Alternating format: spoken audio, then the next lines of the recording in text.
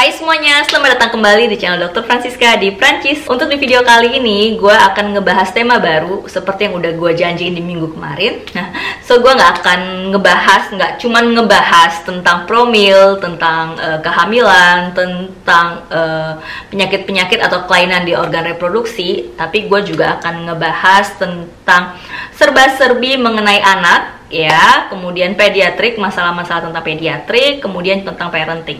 Tema kali ini yang akan gue bahas adalah mengenai bagaimana cara membantu bayi untuk bersendawa. Tapi seperti biasa, buat teman-teman yang baru aja ketemu atau baru join di channel ini, jangan lupa untuk support channel ini supaya channel ini semakin berkembang lagi. Caranya gampang banget. Buat kalian yang belum subscribe, ayo subscribe dulu, dan jangan lupa nyalakan loncengnya supaya kalian selalu mendapatkan notifikasi kalau misalnya gue bikin video baru. Jadi kalian tetap dapat update ya, dapat ilmu baru ya setiap minggunya.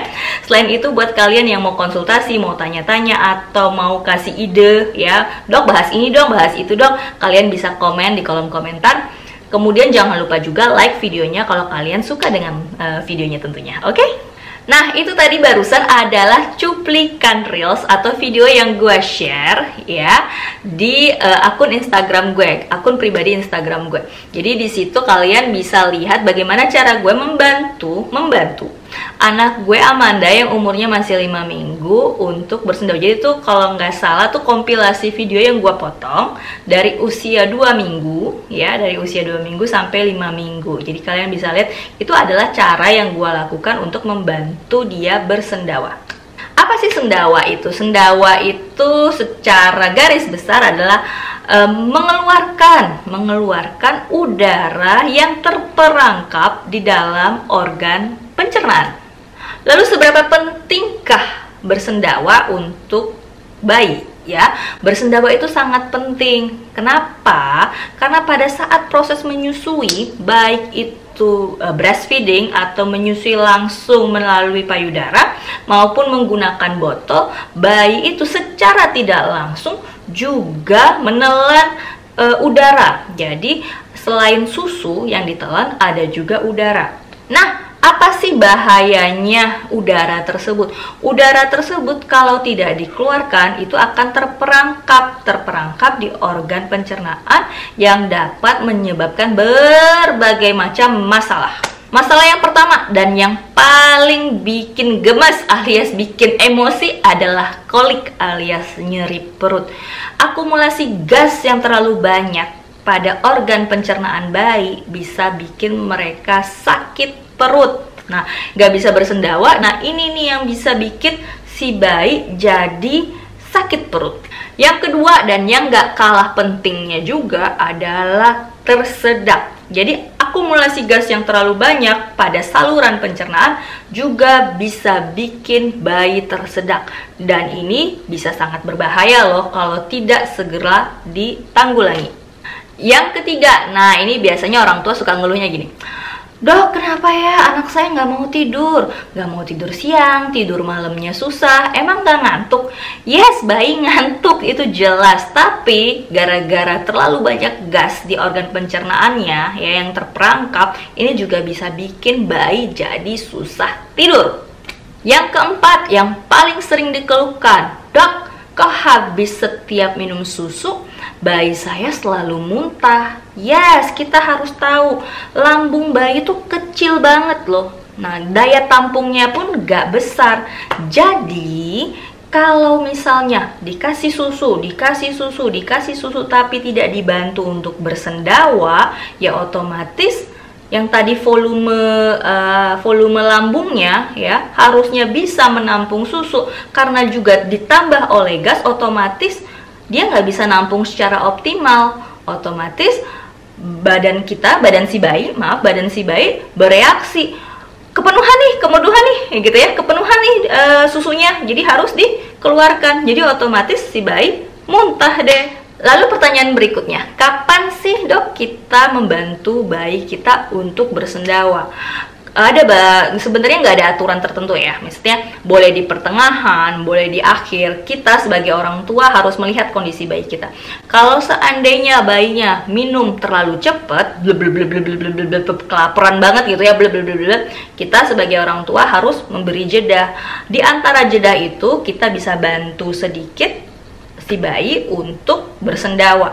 Nah, kalau seandainya minumnya reguler, santai, terus nggak ada tanda-tanda tanda-tanda discomfort atau ketidaknyamanan, boleh dilanjutkan sampai akhir gitu ya, jadi nggak ada masalah.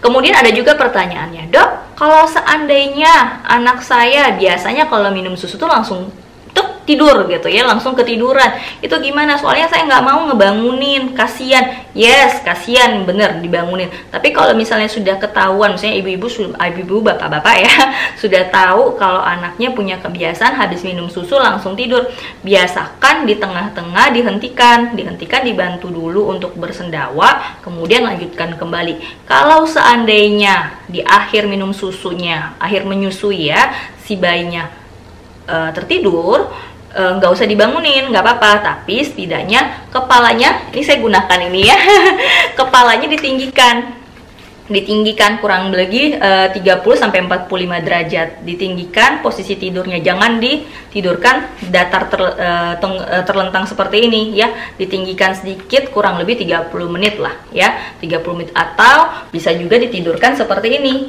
ya, itu nggak apa-apa. Jadi setidaknya bantu sampai si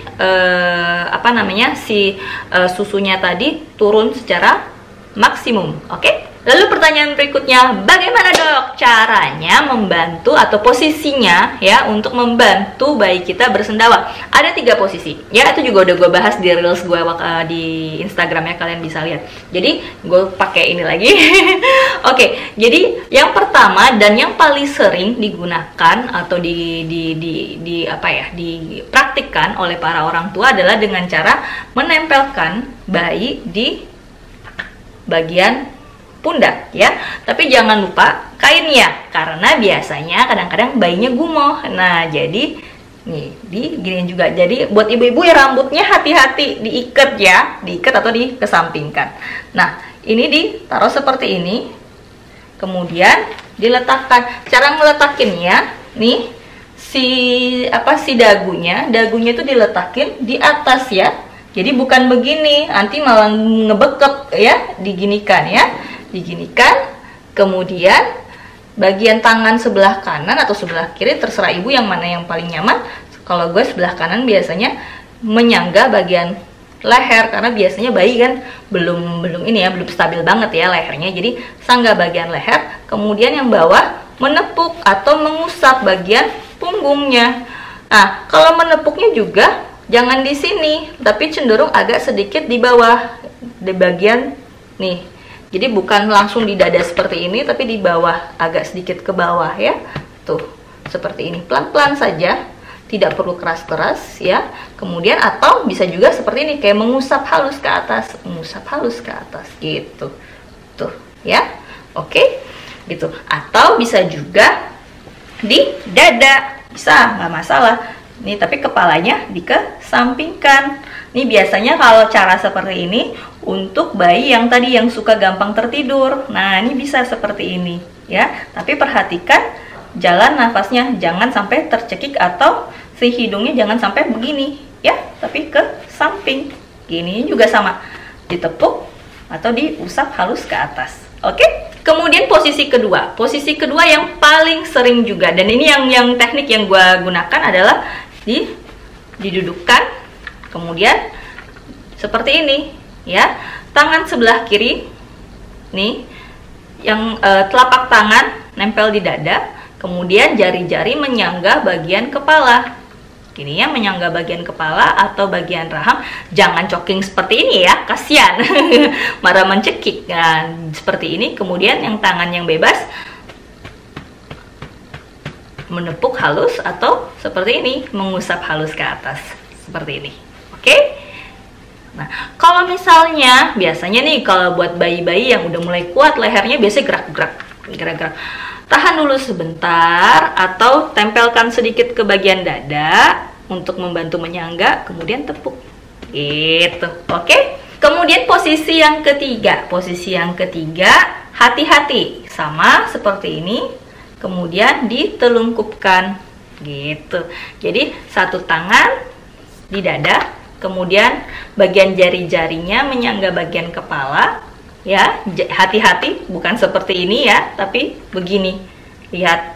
Jadi dia nyangga si dagu gitu ya, rahang bawahnya disangga. Kemudian seperti ini sama. Pelan-pelan juga bisa seperti ini. Oke? Nah, seperti itu kira-kira posisinya, ada 3 posisi ya. Lalu pertanyaan berikutnya, Dok, bagaimana kalau bayinya tidak bersendawa? Seperti yang tadi yang udah gue bilang ya, kalian bisa memposisikan bayi lebih lama dengan posisi 30 sampai 45 derajat seperti ini ya. Bisa begini ya, bisa juga seperti ini. Intinya posisinya kepalanya lebih tinggi ya, atau bisa juga coba misalnya pertama pakai posisi seperti ini, coba dengan posisi yang lain. Tapi kalau seandainya bayinya tidak mau, tidak usah dipaksa, intinya seperti ini, diposisikan saja. Oke, itu dia kurang lebihnya ya tentang pengetahuan mengenai bagaimana sih cara membantu bayi bersendawa. Kalau teman-teman ada pertanyaan, silahkan tanyakan di kolom komentar. Oke, itu aja untuk video kali ini. Sampai jumpa lagi di video selanjutnya. Dadah!